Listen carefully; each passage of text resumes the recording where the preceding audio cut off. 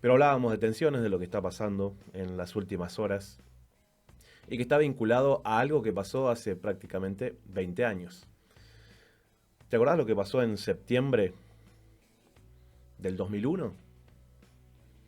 ¿Te acordás de la voladura de las Torres Gemelas?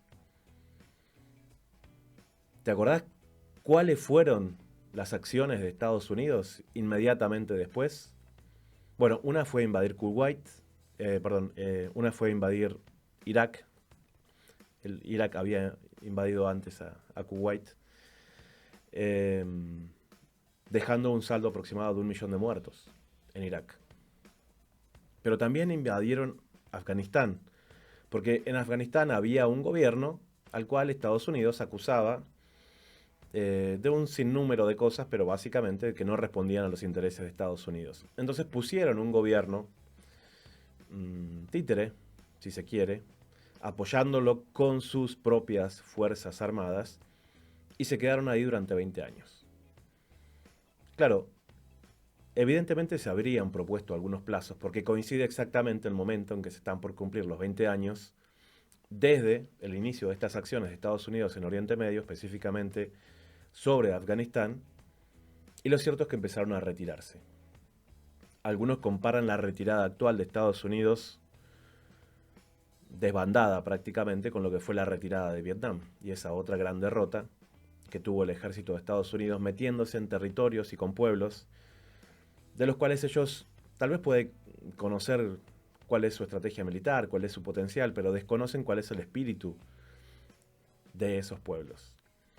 Por eso, en las últimas horas hemos visto una caída prácticamente en dominó de todas y cada una de las ciudades de Afganistán en poder de los talibanes.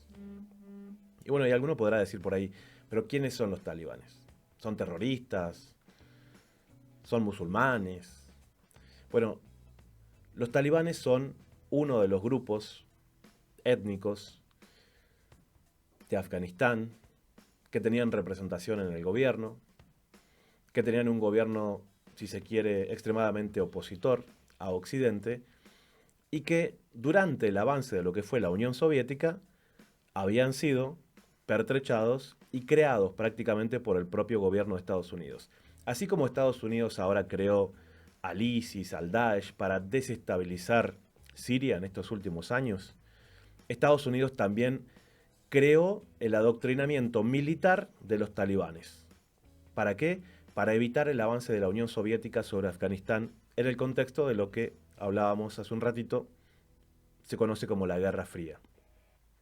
Pero tanto los entrenó y tanto los adoctrinó que estas personas se hicieron muy fuertes, ¿sí? Y no solo repelieron el avance soviético, sino que se encontraron en condiciones, con la ayuda de el tipo de territorio que tiene su país, pudiendo, si se quieren, esconder en un momento y aparecer en otro, repeler cualquier tipo de agresión.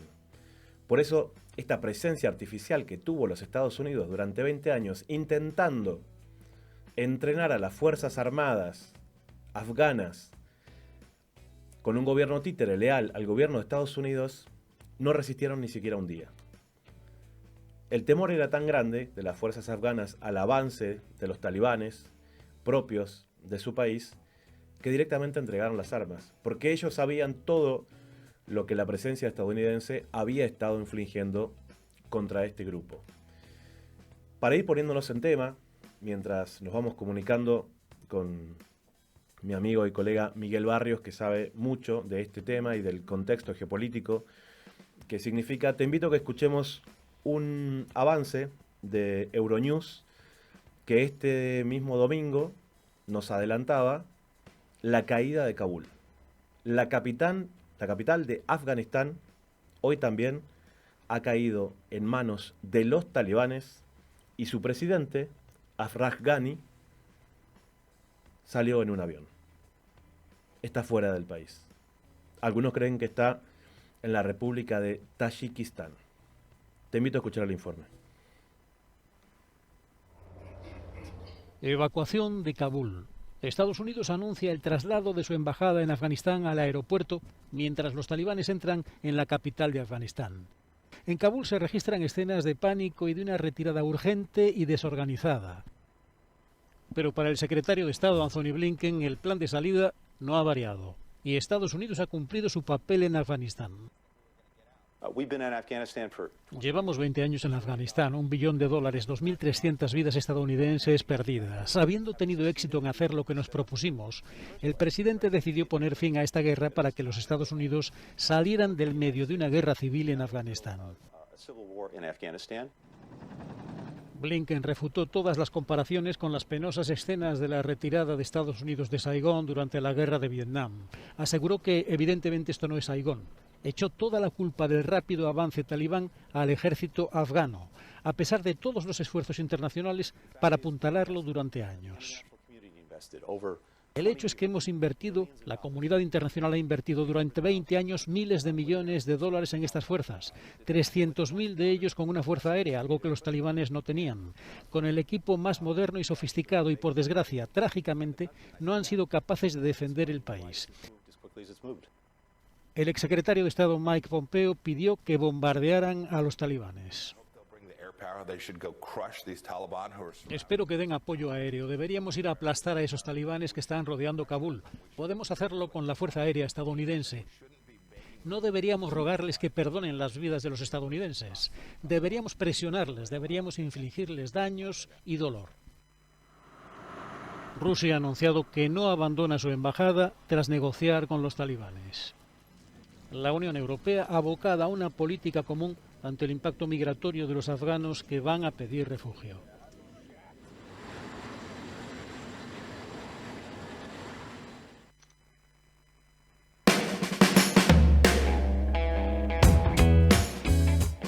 Bueno, ahí veíamos y escuchábamos el informe de Euronews con esta desbandada por parte de los representantes de Estados Unidos y de algunas otras naciones, de Canadá también, en territorio afgano, abandonando su propia embajada, quemando toda su documentación, tratando de instalar en el propio aeropuerto de Kabul su nueva base de operaciones para estar a tiro de piedra de lo que podría llegar a ser una huida más rápida todavía a través de algún vuelo. Pero para conocer un poco más de todo esto, hablar sobre el contexto específico de cuál ha sido la política también estadounidense hacia Afganistán y hacia Oriente Medio en los últimos 20 años, estamos en comunicación con Miguel Barrios, quien es analista geopolítico, docente universitario, especialista en temas de defensa y sobre todo un amigo de este espacio que es Radiolix. Miguel, ¿cómo estás? Te saludo aquí desde la ciudad de La Plata en Radio Estación Sur. Sebastián Salgado, ¿cómo estás? Muy buenas noches, estimado y apreciado Sebastián, y muy contento de verte y por supuesto saludarte en el programa Estación Sur, y como siempre en comunidad de ideas como para analizar los últimos acontecimientos con toda tu audiencia. Miguel, te agradezco mucho. Bueno, tratando de pasar en limpio algunas de las cosas que nos impactan como una especie de dominó. Han caído rápidamente todas las ciudades afganas en manos del Talibán una vez que el ejército de Estados Unidos se ha ido retirando. Incluso dejaron parte de armamentos en lo que eran sus bases militares. Pero ¿cómo se llegó a esta situación? Bueno, evidentemente, estimado Sebastián, y esto lo hemos abordado ya en anteriores ocasiones, los neoconservadores con George Bush hijo y por supuesto con una política continuada por Obama y por Donald Trump. Nosotros nunca creímos en la cuestión del soberanismo de Trump o globalismo, sino que pensamos que Estados Unidos es una potencia mundial y que por lo tanto en su idea de controlar la isla euroasiática, donde se juega el poder global, concretamente el Océano Índico y China y Rusia, su política en Medio Oriente era una política de derrota en derrota. Principalmente hemos visto que vamos al año, para no ir lejos, desde el año 2000, hoy se cumplen 20 años de esta guerra que ellos han desinformado que ganaron a los 2 o 3 meses. En realidad, Irak cayó equivocadamente. Ellos entendían que era un cambio de régimen, simplemente sin entender la cultura política de Irak en el ámbito del Islam Shia. No, de los 11 mártires del Islam Shia, de los 12 mártires, 8 están enterrados en Irak. Claro. Por lo tanto, Irak hoy está alineado con Irán, y al mismo tiempo nunca solucionaron el problema de Afganistán. Al contrario, Afganistán, a pesar de lo que se calcula de los 2 billones de dólares que se ha gastado en lo que respecta a la guerra en Afganistán, en lo que parecía ser la desaparición de los talibanes, en lo que parecía ser ya una estabilidad de esa zona. Sin embargo, los hechos verdaderos que nosotros conocíamos, y esto no significa que recibíamos informaciones confidenciales de ningún servicio de información, sino que simplemente analizábamos y estudiábamos y conocíamos los lugares de ese epicentro conflictivo del mundo. Veíamos que en realidad los talibanes nunca fueron derrotados, se habían agazapado a sus zonas montañosas. No nos olvidemos que es un pueblo que que nunca perdió una guerra, ni siquiera Alejandro Magno pudo vencerlos, y al mismo tiempo el gobierno títere que instaló allí Estados Unidos se dedicaba año a año a explotar la heroína, el opio, que seguían vendiendo al mundo. Entonces, eso Miguel, era eran las famosas plantaciones de amapola que las desde que... famosas plantaciones de amapola. Yo estuve allí cerca en uno de los viajes que hice en la frontera con Irán, y uno de los grandes problemas que tiene Irán era justamente que tenía Irán en ese momento, hace un año y pico, 2 años, era el hecho del contrabando de amapola que quería realizar el gobierno títere, que hoy huyó, y que además se ampliaron las hectáreas de explotación de amapola, y nunca el opio dejó de ser el mayor rédito de ingresos de divisa y de exportación de Afganistán, estando en manos, reitero, de un gobierno títere liderado por Estados Unidos. Ahí, Miguel, Y, déjame sí, hacer un pequeño paralelismo porque Estados Unidos tiene 7 bases militares en Colombia y Colombia es el país sí, que produce mayor cantidad de cocaína. Estados Unidos es totalmente. un país que tomó el control de Afganistán y Afganistán es el país que tiene mayor producción de amapola, por tanto, de lo que es la heroína. ¿Hay Totalmente. un paralelismo en el narcotráfico y las ocupaciones militares, crees vos? Sí, no nos olvidemos el rol siempre ambiguo que ha jugado la DEA en estos temas, y el rol ambiguo que ha jugado siempre Estados Unidos, inclusive en su vínculo con los cárteles y en México, y de los narcotúneles y de las acusaciones que se han hecho de los vínculos del cartel de Juárez, del cartel de Sinaloa con Estados Unidos. Es decir, el consumo de droga lo hacemos nosotros, las muertes la tiene México, Claro. y esos narcotúneles no son desconocidos. Al contrario, Estados Unidos exporta 2.000 armas livianas por día a México.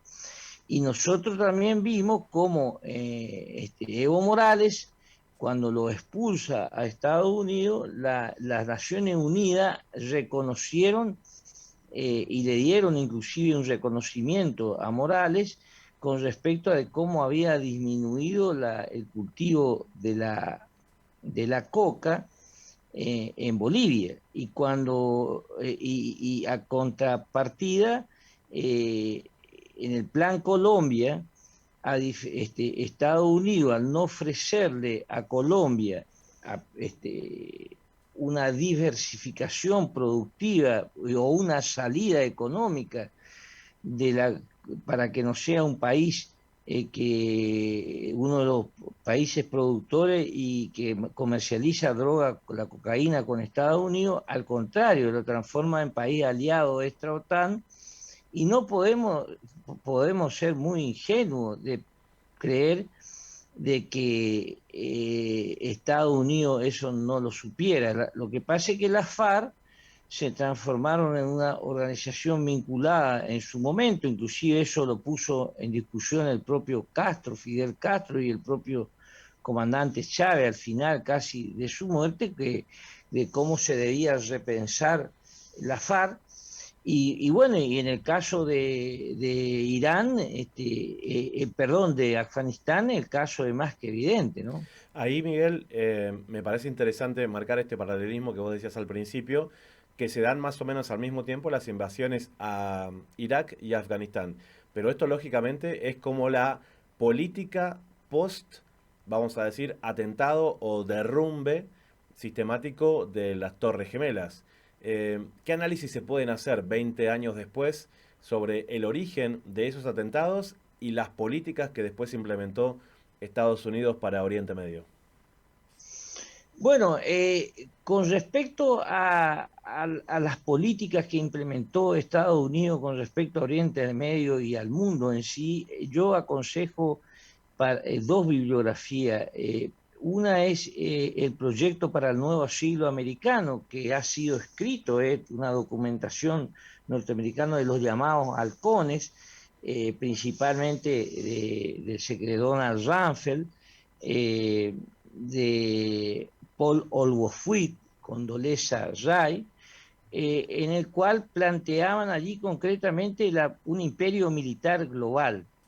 Eso ha fracasado en Siria, cuando las fuerzas populares de Siria más con la ayuda de la Fuerza Aérea rusa y las milicias de Hezbolá y la diplomacia muy importante, multipolar del Papa Francisco, pararon la invasión en el cual quedaron estancados en Siria, porque iban por Irán, el objetivo era Irán, y eso lo dice, se complementa esto con un libro del general Cinco Estrellas, que en ese momento era el general de mayor jerarquía de la OTAN, general norteamericano, Wallace Clark, quien ha escrito un libro que inclusive está publicado en castellano, que dice ¿en qué hemos fallado? Y allí Wallace Clark plantea claramente que al día siguiente de las Torres Gemelas, cuando ni siquiera se habían realizado las investigaciones que posteriormente han dado que, por ejemplo, la Policía Federal de Bomberos de los Estados Unidos diga que ha sido posiblemente una implosión. Eso salieron dictámenes de hace 2 o 3 años, y la necesidad de reinvestigar qué es lo que pasó, por no citar a Thierry Meyssan, que es un crítico ya más ligado al mundo, diríamos, anti-Estados Unidos, sino cito fuentes norteamericanas. Sí, entonces, el libro de Thierry Meyssan, La Gran Impostura, ¿no? La Gran Impostura. Entonces, en ese sentido, cito a las fuerzas federales de bomberos de Estados Unidos, que hablan de una implosión. Han salido 2 o 3 dictámenes muy importantes al respecto. Y en ese caso, Wallace Clark lo que dice es que desde el día siguiente al atentado a las Torres Gemelas, diríamos, el staff del Consejo de Seguridad de los Estados Unidos plantearon de que los atentados habían sido hechos por Al Qaeda, liderado por Bin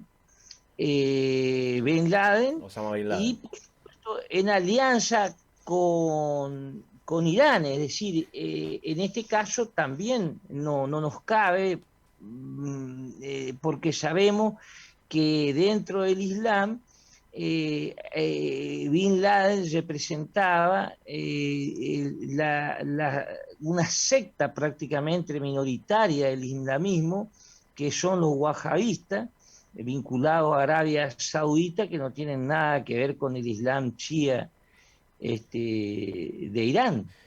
Y eso inclusive Colin Powell tuvo que ir a defender esta barbaridad a las Naciones Unidas.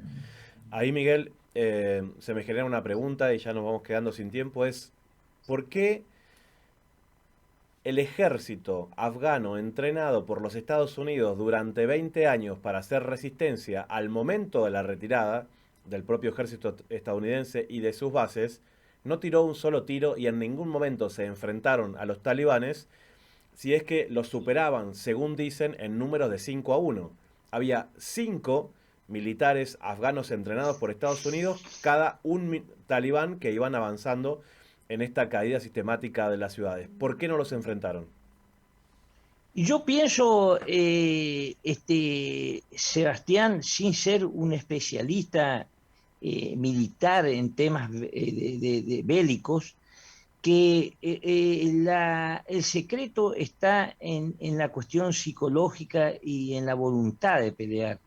Y la huida responde a una falta de voluntad. Se venía hablando ya de la época de Trump que Estados Unidos había perdido, y principalmente los militares norteamericanos, la voluntad de pelear ante esta resistencia que mentía al mundo que estaba derrotada 3 meses después de la invasión, y que en verdad cada día, y principalmente en la época de Trump, estaban en retirada. Es decir, fue una cuestión psicológica, porque Estados Unidos, desde la derrota de Vietnam, pretende ser un imperio militar global teniendo 0 muertos, y eso es imposible desde el punto de vista de cualquier arista de la guerra. Entonces, evidentemente acá lo que ha pasado fue una derrota psicológica absoluta, en el cual no hubo ganas de pelear, porque evidentemente veían en que las fuerzas talibanes eran arrolladoras en su voluntad de recuperar el poder en Kabul y en Afganistán, en la tenacidad y en lo que hemos dicho, desde la época de Alejandro Magno vienen peleando y no han perdido ninguna guerra, y eso Estados Unidos desconoce a partir de su etnocentrismo imperial. Ahí es interesante recordar también, Miguel, que los talibanes eran gobierno hasta el momento de la invasión estadounidense, y que fueron gobierno entre 1996 y el 2001, y que en realidad ellos ahora están regresando al lugar que tenían antes de la invasión estadounidense. Están recuperando, es decir, no es una invasión, es la recuperación y el final de una guerra. Claro. Y eso es importante recordarlo. Hoy, 15 de agosto de 2021, recuperación del territorio de Afganistán por parte de su legítimo gobierno, y el final de una guerra perdida por el imperio norteamericano. Y que está absolutamente tapado por la sociedad de la desinformación. Hoy pocos y nada se habla de esto en el día de hoy. Miguel, te agradezco muchísimo. Es un tema que evidentemente seguirá dando muchísimo para hablar, pero como vos decís, hoy la caída de Kabul en Afganistán, nuevamente en manos talibanes, bueno, será un día que recordaremos por mucho tiempo. Por mucho tiempo. Así que muchísimas gracias, y creo que para el orden multipolar en el cual nosotros los latinoamericanos estamos luchando, son signos alentadores que vienen, que están pasando. ¿Desde dónde nos estás hablando, Miguel, ahora? Estoy en Corrientes, pero siempre viajando por América Latina. Lo que pasa es que ahora el tema de la pandemia y del virus, yo pienso que este virus es de origen de laboratorio. Nadie está en condiciones de ningún científico de decir cuál es el origen del virus, pero me ha llamado la atención el otro día de que el canciller de la Academia de Ciencia del Vaticano, Monseñor Sánchez Sorondo, o sea que es la voz del Papa, prácticamente ha dicho que ha llegado la hora de decir la verdad. Y la verdad es que este virus era el laboratorio y va a estar por muchos años. Lo hemos tenido muy claro desde el principio. Afortunadamente tenemos muchas grabaciones diciendo eso, no negando la existencia, pero que sí, evidentemente, es un trabajo hecho de laboratorio. Y aprovechamos a mandarte un saludo muy especial hacia y hasta Corrientes en el aniversario luctuoso del gran correntino José de San Martín. Muchísimas gracias y un abrazo grande con todo mi cariño siempre a vos por esa tenaz voluntad de ejercer el periodismo en forma profesional, porque soy un profesional universitario en el tema, con vocación nacional y con un compromiso permanente por la verdad. Te agradezco mucho, Miguel. Será hasta la próxima. Hasta la próxima. Muchas Miguel, gracias. Miguel Barrios charlando con nosotros desde Corrientes de cómo cayó en el día de hoy Kabul, la capital de Afganistán.